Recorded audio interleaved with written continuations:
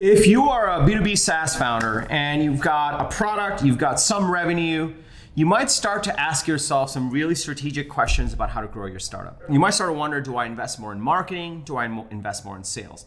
Do I do inside sales reps or do I do field reps? Do I do commission only reps or do I have some sort of base and target comp? Do I hire SDRs or do I get more demand gen? Do I have to invest in brand and a community, or do I need to just spend more money on ads? These are all the existential questions that come up in your mind in executive meetings or at night at 2 a.m. when you can't sleep. I've been there and I'm sure you have as well. Turns out all of these crazy strategic questions, they all become easier to answer if you ask yourself this one simple question. And that one simple question is, which market segment do I want to serve? In this video, I'm going to walk you through some market segmentation examples. I'm going to walk you through a framework that I use to figure out how to answer the right market segment to go after, and then make those strategic questions a lot easier to answer. Intro.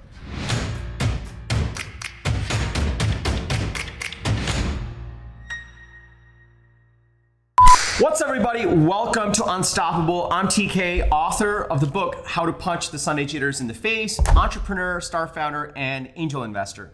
On this channel, I help startup founders build and execute on an unstoppable strategy, both for their life and their business. So I drop a video like this every single Sunday. So if you're excited to dig in to this video and you want to make sure you get notified for future videos that I do, be sure to hit that subscribe button and that bell icon. While you're at it, smash that like button. It helps us out. It's awesome for everybody. And let's dig in. Here's the thing. Put me in front of any SaaS business and I will be able to diagnose the shit out of it. That's one of the things that I just pride myself in and I just love doing. And whenever I go into any sort of SaaS business, I use this one framework that I covered in a prior episode on how I actually diagnose any SaaS business. I plug in this simple framework with the 5 key metrics that I track for any SaaS business to understand what's working and what's not. And I can always come back with 3 growth ideas for your startup. I covered this framework in an earlier episode. If you missed it, don't worry about it. I'll link to it below. You can check it out later. But the whole idea behind it is every SaaS business has a flywheel. And for that flywheel, there are 5 key components. It starts with your ICP. Everything stands around your ideal customer profile. If you don't have an ideal customer profile, I built a video on how to create one. I'll link to it below. And then it goes into the 5 metrics. Out of your ICP, how are you acquiring the customers? What percentage of them get acquired and what channels they come through?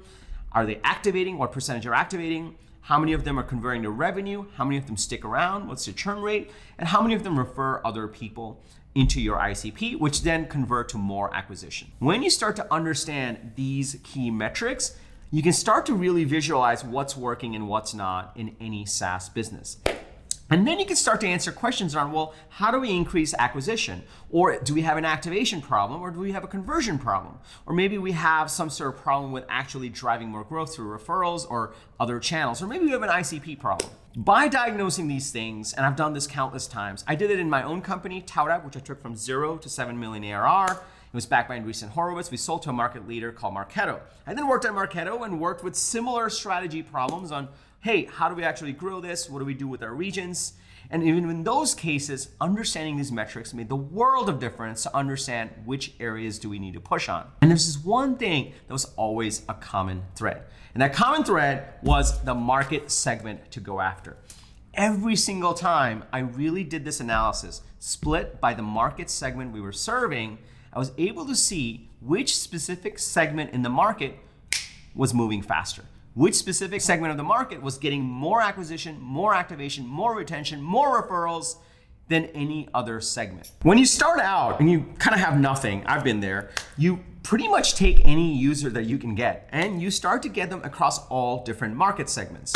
But over time, once you have some revenue and you have to make prioritization decisions, when you have to figure out whether you double down on marketing or double down on sales, whether you hire inside reps or outside reps, the worst thing you can do is try to go after all market segments. And so whenever I try to figure out how to diagnose a SaaS business, I first look at these metrics, and then I look at these metrics within the context of an actual market segment. And when I do that, I'm able to actually come back with 3 growth strategies that you can use in any business based on specific market segmentation. So let me walk you through how this whole thing works. And I'll give you some examples of market segments as well. So if I look at a typical 2x2, the way I always look at this,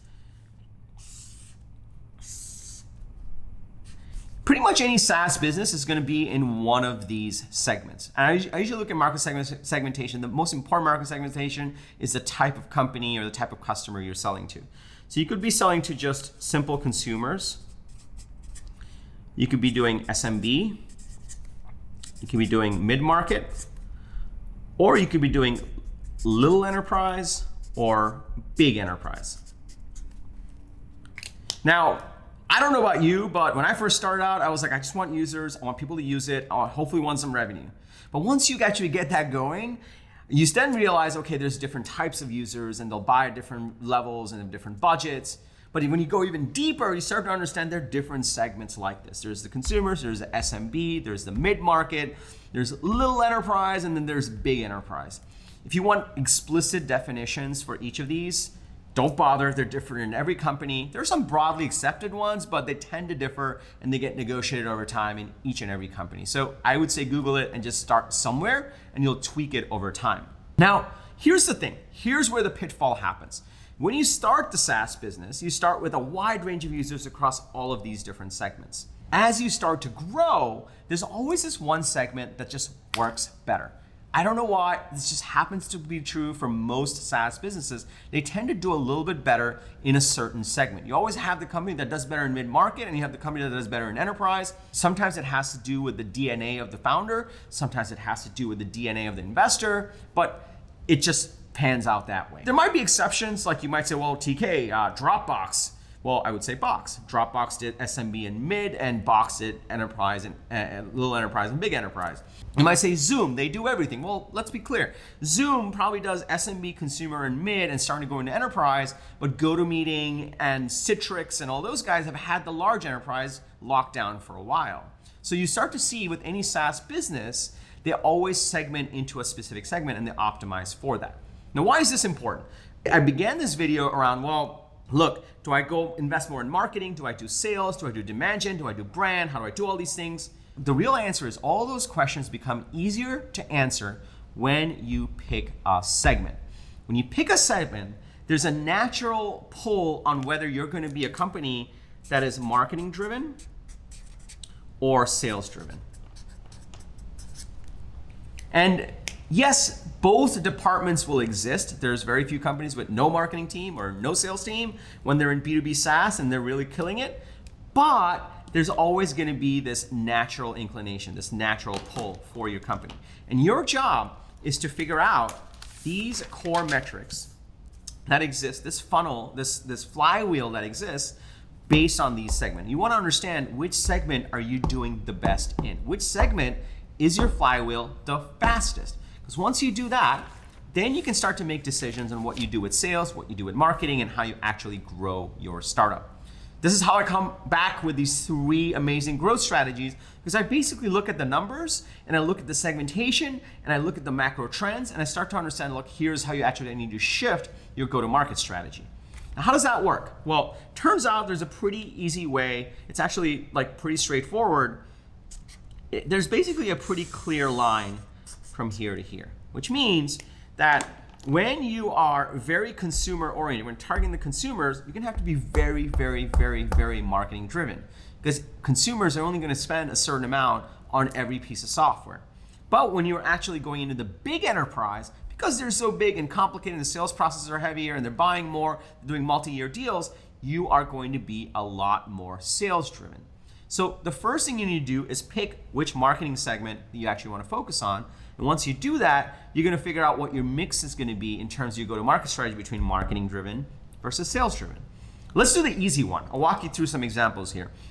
Let's just do, you're focused on SMB to consumer, right? If you pick that marketing segment, it means that you're kind of going to be more marketing driven. What does that mean? Well, it means that you're going to have to invest a lot in brand. You're going to have to invest a lot on demand gen. But more than that, it's going to actually permeate your product strategy. You're going to have to invest a lot on a self-service business. This means that Because the ticket size, the amount people will pay for your software at this low end of the market is so small, and because the mortality rate of SMBs are going to be so high, because the churn might actually be a lot higher, you want a very, very efficient sales process. And the only way you can get a super efficient sales process is if you take the humans out. You take the humans out, that means it needs to be a self-service business, and you didn't have brand recognition where people really recognize your brand and then are automatically going through your funnels to actually sign up for your product in a self-service mode and then convert to revenue. This will only work. Now, say you put an actual inside salesperson that you pay $120K a year for $9 a month consumer SaaS product. That'll never work. You can't pay anybody. So you start to understand where, in the simple case, in this end of the example, you're going to have a very marketing-driven startup. Now let's take the other example, the other extreme. The other extreme is you have something for the big enterprise, all right? There's a startup founder in the Unstoppable Startup Accelerator. He is building something for the deep enterprise. Like, I'm talking like deep enterprise. He builds software that automates the orchestration and software deployments for data centers, for a specific type of data center. Like this is like large companies in very specific markets, and he automates this, and there's this giant orchestration layer. And his story is he used to be someone that got hired to build these out for hundreds of thousands of dollars, and now he's created a platform around it. So he's in our accelerator, and he's in the big enterprise. This means that he's going to be incredibly sales driven. When you are incredibly sales driven, it means a couple of things. You're probably going to need an enterprise rep. In this case, he is the enterprise rep. You're probably going to have to invest not as much on demand gen, but really on brand. You really have to elevate that brand and build the trust and the credibility. What this also means is that his product does not need to be self-service. It just doesn't. It means that it needs to be non-self-service. In fact, it's better that way, because what you really want is to kind of have a proper presentation, a proper solution that you present to the user, do a trial with them, do a pilot with them, because you can kind of control the process and really drive that deal and drive all the complicated aspects of it. And guess what? His deal sizes are probably going to be 6 figures plus. And because of that, you can put a lot more effort. This means that he'll probably need a sales engineer down the line. He'll probably need an SDR down the line. And they'll probably be like 500K plus deals in terms of average contract value. That's the other end of the spectrum. Now here's the thing, these are easy. If you are going for a really low end offering with really small customers, then you want to be marketing driven. If you're going after the deep enterprise, you want to be really sales driven. A lot of startups that I talk to actually go after the mid-market. Why do they go after the mid-market? Because they're small companies, often they're venture backed, and they are early adopters. Mid-market companies tend to be early adopters, and they fall right over here, right? So that's mid-market. And mid-market is the toughest because you kind of need an even blend of marketing and sales. What this means is that you're probably going to need brand, you're probably going to need demand gen, you're probably going to need inside sales, and you're probably going to need some SDRs, and you're probably going to need some sort of a trial product which the salesperson can control. Now, this is where what I call the death trap of SaaS. The death trap of SaaS is the mid-market. The mid-market is super, super exciting and alluring because you're like, oh, like our deal sizes could be probably around 20 to 80K, right? 20 to 80K in ACV. But in order to service this market, and it's big enough so you want to go after it, in order to service this, you actually need an even amount of marketing and sales for a lot smaller deal sizes. And a lot of times, these mid-market companies actually die. The churn rates, they're actually very flaky. They'll often want to go into a new platform every year. They'll have a lot of turnover on people and leadership, so they'll constantly switch SaaS solutions. So on one hand, they're early adopters, and the deal sizes are alluring at 20 to 80K. But on the other hand, you kind of really need to load up your go-to-market. This is where a lot of SaaS companies struggle and go to die because they try to do all these things for not a great segment of the market. And so whenever I'm working with SaaS founders, I always try to get to understand, well, is there a lower end of the market that you can go after that actually helps you drive for a more efficient sales and marketing process, which will essentially be lower cost, so you can de-risk yourself? Or is there a tenant in the market that is also an early adopter, but you don't have to do all the marketing and all the sales, but you can actually go after even larger deal sizes, 150K plus, and that's your little enterprise. Hopefully you're starting to see with all these little nuances, when you start to really hone in on your market segment, all these strategic questions becomes easier and easier and easier to answer. And you're also hopefully starting to see that there's certain natural things that you'll gravitate towards, like early adopters in the mid-market, that can actually mean death for your startup. These are the nuances that you want to think about when you start to think about the most important thing that you can answer for your startup scaling strategy, which is which market segment you want to go after. If you're starting to see the power in this, I want you to go ahead and hit me with a yes in the comments below. I also want you to link me to the startup you're working on. That way I can click on it, you can check it out, and we can connect more. Tell me about what startup you're working on, tell me what segment you're going after, and tell me about the go-to-market strategy you're thinking about. You can also email me, tk@getunstoppable.com, and I'm happy to talk more about it. So now you know how you can actually identify the market segmentation of your startup. You can start to look at the flywheel and the core metrics that govern your startup to understand which market segment is doing better. And based on that, you can start to actually make better decisions about how to build out your go-to-market strategy. And also, more importantly, you can start to avoid some of the pitfalls. Now look, building out a market segment analysis and really understanding what's moving is just a part of your go-to-market strategy. It's just a part of driving to that product market fit, to get to that promised land, to get to that next stage of growth, to get to that next stage of funding or profitability. This is why I created my Unstoppable Product Market Fit Guide. My Product Market Fit Guide goes through my exact process that I go through to understand how to drive to that next stage of growth, how to drive to that product market fit, how to navigate that Shawshank crawl into product market fit and the promised land. So you be sure to follow that guide. You can follow the link below. It's a free download and gives you everything that I know and more about how to actually create that go-to-market strategy for your startup. All right, I've gone forever on this video. I'm gonna wrap now. If you enjoyed this video, please smash that like button. It helps us out. It would mean the world to our team. Be sure to comment below with further questions and thoughts that you have. How are you thinking about your market strategy?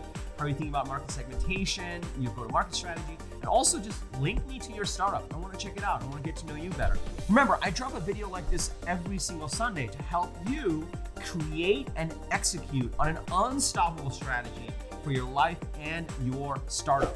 So be sure to hit that subscribe button and the bell icon. And lastly, remember, everyone needs a strategy to win. When you are with us, yours is going to be unstoppable. I'm TK, and I'll see you next Sunday.